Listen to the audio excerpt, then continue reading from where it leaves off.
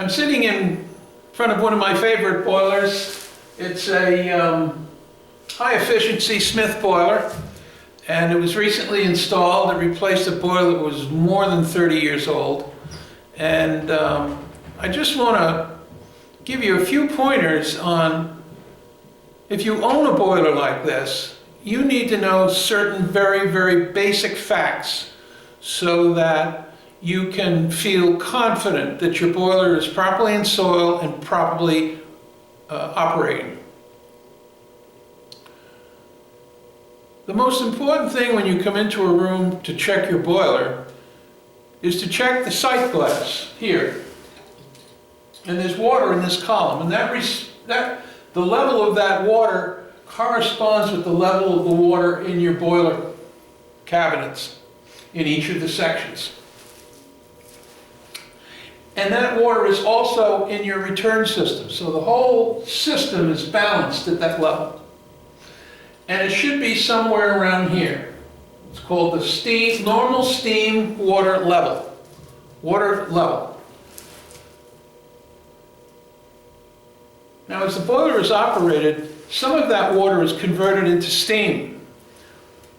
So if the steam is going up through the system, the water level, which is converted, is going to go down because that water is up in the system. It will later condense in the radiators when the boiler is not on, and will come back to the boiler through the return system and fill the boiler back up. But a little bit will be lost because as the boiler goes up in a one-pipe system, the radiator vents breathe out cold air and some steam before they close. So over time, this water level will go down. And the tool that we have now is what we call an automatic water fill, which is this little puppy over here.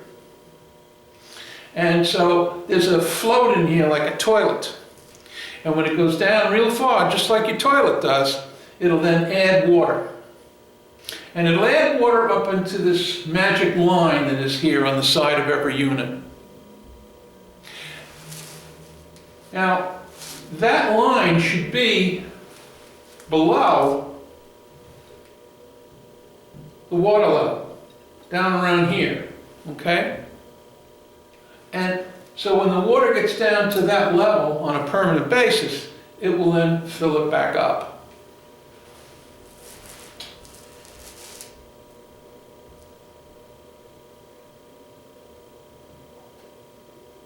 If the water goes down really, really badly, and the water's not coming in through this fill area, this is, you got a pipe connected that comes in here, and this is where the switch goes on and off. There's also a switch here, which will interrupt, for safety reasons, the ability for the boiler to start.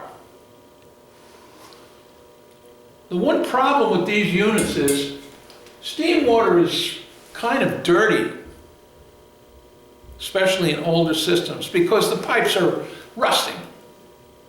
So it's very important, if this level is not correct, and this is not filling,